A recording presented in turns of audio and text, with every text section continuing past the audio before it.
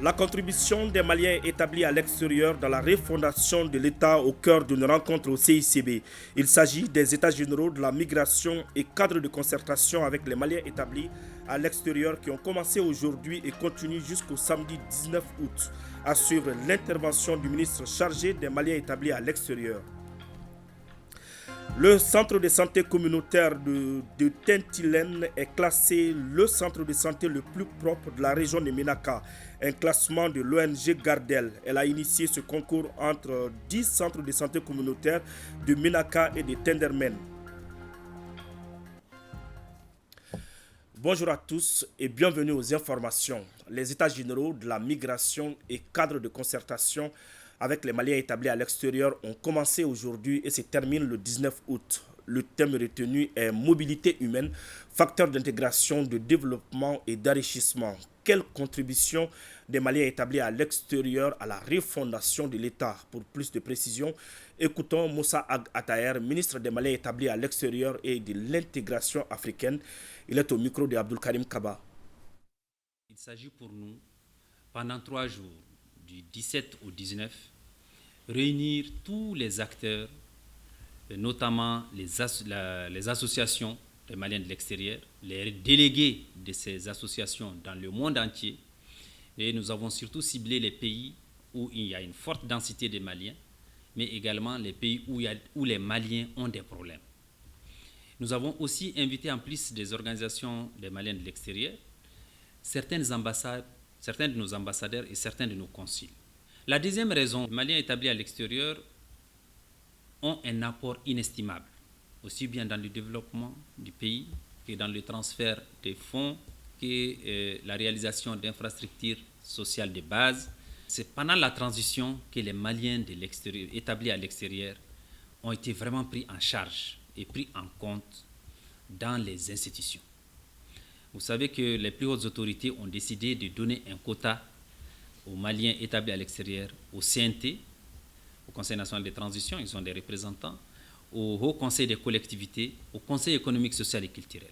Pour la cérémonie d'ouverture, je voudrais tout d'abord m'excuser auprès de l'ensemble de nos invités, des délégués venus des pays, de différents pays et de l'ensemble des participants pour les légers décalages qui va se faire. Les états généraux étaient prévus à 10 heures, mais elles seront décalées à 14 heures, mise en place terminée, et démarrage des travaux 14h30. Ce décalage horaire a été initié pour prendre en charge certains retards que nous avons enregistrés au niveau de l'arrivée des délégués, et pas des moindres, des délégués vraiment auxquels on tient en termes de présence à l'ouverture. Parlons maintenant de la 11e conférence de Moscou pour la sécurité internationale. Le ministre de la Défense et des anciens combattants est intervenu hier sur les enjeux stratégiques en Afrique de l'Ouest et au Sahel dans un monde en mutation. Quelle place pour le Mali? Colonel Sadio Kamara a rappelé les progrès dans le domaine sécuritaire au Mali. Il n'a pas manqué de saluer la coopération gagnant-gagnant entre Bamako et Moscou. Suivons. Si la sécurité de nos populations est une priorité, nous devons consentir l'effort financier nécessaire sans entendre l'impulsion des bailleurs de fonds. C'est le choix qu'a fait le Mali, malgré ses ressources limitées. Le gouvernement malien a également fait le choix courageux et lucide de changer sa stratégie sécuritaire après avoir fait le constat réaliste de l'échec des stratégies imposées. Caractérisé par le déploiement de dizaines de milliers de militaires étrangers sans impact positif pour les populations. Notre peuple a décidé de reprendre son destin en main et de construire son autonomie avec des partenaires plus fiables, plus sincères, dont les intérêts sont transparents et clairement exprimés dans le cadre d'une relation gagnant-gagnant. C'est donc le lieu pour moi de remercier chaleureusement la Fédération de Russie pour sa coopération solide et efficace. Le monde entier en voit les résultats spectaculaires. Je réitère donc ici les remerciements de son Excellence le colonel Assimi Goïta, président de la transition, chef de l'État du Mali, à son Excellence Vladimir Poutine, président de la Fédération de Russie, pour son implication constante et constructive pour la sécurité dans notre région. Les progrès dans le domaine sécuritaire ont permis de faire progresser le processus de refondation de l'État avec l'adoption de la nouvelle constitution par 97% des Maliens et des élections prévues dans quelques mois pour mettre fin à la transition. Jugé inquiétant pour une certaine classe dirigeante mondiale, le combat du Mali pour sa dignité et sa liberté est pris en exemple par tous les peuples du Sahel, d'Afrique de l'Ouest et de l'Afrique entière. Ce que le Mali a fait à sa modeste échelle, les pays africains peuvent le faire en grand, ensemble. Nul ne pourra y résister, ni de l'intérieur, ni de l'extérieur. Les peuples l'ont compris, il reste aux dirigeants de suivre leur exemple. L'incurie des organisations régionales, incapables de trouver des solutions, mais promptes à condamner, menacer, sanctionner, voire attaquer militairement les peuples libres, engendre la création de nouvelles formes d'alliances basées sur la perception d'une communauté de destin et prête à se structurer et concurrencer l'architecture existante. Le chemin reste long et tortueux, mais nous sommes résolument optimistes, car l'ambition de redressement et de refondation de l'Afrique dépasse toute autre considération. Je lance donc un appel à la jeunesse africaine, fière et combative, prête à résister à la domination injuste. C'est à elle de se lever pour défendre ses intérêts et son honneur. Personne d'autre ne le fera. C'est une responsabilité générationnelle. À l'intérieur du pays, la MINUSMA met à la disposition du Mali les camps de Ber et de Goundam. La signature des documents s'est déroulée dans le camp de la MINUSMA à Tombouctou en présence des autorités régionales et les chefs militaires, nous dit Idrissa Goulou Sissoko. C'est par ces paraphes que la MINUSMA met officiellement les camps de Ber et de Goundam à la disposition du Mali. C'est le gouverneur de Tombouctou et le chef de bureau de la MINUSMA de Tombouctou qui ont apposé leur signature au bas des documents en présence du commandant de la zone de défense numéro 5 de Tombouctou et des officiers de la MINUSMA.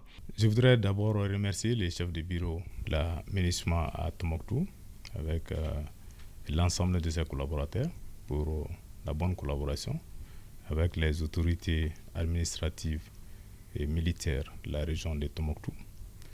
Et aussi pour dire que tout s'est passé comme planifié et programmé entre les autorités maliennes et les responsables de la MINUSMA à Bamako. Le chef du bureau s'est réjoui que la rétrocession se passe dans les meilleures conditions de façon coordonnée et ordonnée, telle que voulue par les deux parties, à savoir le Mali et l'ONU. Désormais, le drapeau du Mali flotte dans les camps de Ber et de Goundam et occupé par les FAMA, selon le colonel Mamadou Suleiman Kone, commandant de la zone de défense de Tombouctou. Hier s'est tenue la table ronde de restitution de l'examen périodique universel EPU de mai 2023. L'initiative est du département de la justice et des droits de l'homme et s'inscrit dans une démarche participative. Il s'agit d'une consultation des acteurs non étatiques de défense des droits de l'homme sur les 275 recommandations faites à Genève en Suisse. Des précisions avec Bemba Sibi. Chercher une convergence de vues entre l'État et les acteurs de défense des droits de l'homme par rapport à la situation du Mali sur la question, voilà en substance l'objectif visé à travers la table ronde de restitution du rapport d'examen périodique universel 2023 sur le Mali. L'initiative du département de la justice et des droits de l'homme s'inscrit dans une démarche inclusive car certes, l'État est garant de la préservation des droits de l'homme, mais la question est une responsabilité partagée. Il était nécessaire que l'on organise cette table ronde à l'attention à la fois des acteurs étatiques et non étatiques pour qu'ils viennent se prononcer sur la pertinence des 275 recommandations formulées à l'attention de notre pays. Les conclusions de cette table ronde vont permettre au département de la justice d'élaborer le rapport additif du Mali qui doit être déposé le 28 de ce mois. Déjà, le ministre de la Justice et des Droits de l'Homme qui a présidé le lancement a souligné que le Mali a donné toutes les informations nécessaires au cours de la 43e session de l'examen périodique universel tenu en mai dernier à Genève en Suisse. L'examen périodique universel reste le seul processus complet d'examen par les pairs dirigé par l'État visant à évaluer et à améliorer les droits de l'homme. À cet effet, il est essentiel que notre pays reste engagé efficacement dans cette dynamique. Cette posture est d'autant plus justifiée qu'elle est conforme à notre histoire, si l'on sait l'importance que la charte de Kouroukan-Fougan a accordée aux droits de l'homme. Cette charte, la volonté politique au plus haut niveau et les nombreux résultats atteints prouvent à suffisance que nous sommes une nation des droits de l'homme qui n'a de leçons à recevoir de personne. Et cette position sous-tend que notre pays ne laissera pas sous silence certaines allégations mensongères de violation des droits de l'homme, comme on l'a vu récemment avec le rapport erroné sur l'intervention salvatrice des Fama à Moura. Des Fama qui ont mis au cœur de leurs actions la préservation des droits de l'homme, a souligné le ministre Kassongué.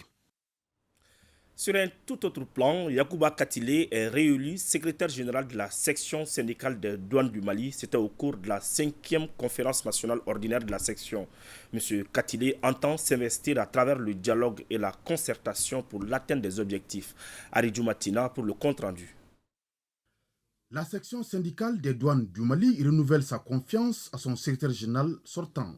Yacouba Katilé, en fin de mandat, a été réélu lors de cette 5e conférence nationale ordinaire des sections pour un 3e mandat de 5 ans. C'est dans un esprit de service, de passion et d'espoir que je relève les défis de cette responsabilité. Mon action sera guidée par la logique du partenariat avec les autorités. À cet effet, nous comptons sur chacune et chacun d'entre vous pour faire vivre au quotidien les syndicalismes militants. Lors de cette journée de renouvellement du bureau, l'accent a également été mis sur les orientations et les activités de la section syndicale des douanes au sein du SYNTAD et de l'UNTM, toutes choses qui constituent de réels motifs de satisfaction et d'espoir de voir aboutir les revendications à travers le dialogue et la concertation.